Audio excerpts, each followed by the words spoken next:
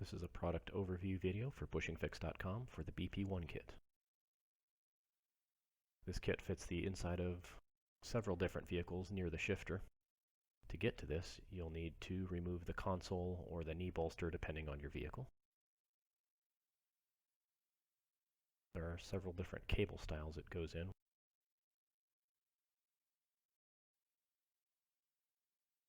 You can use the installation driver that's included with the kit. It makes it a little bit easier, but it's not necessary.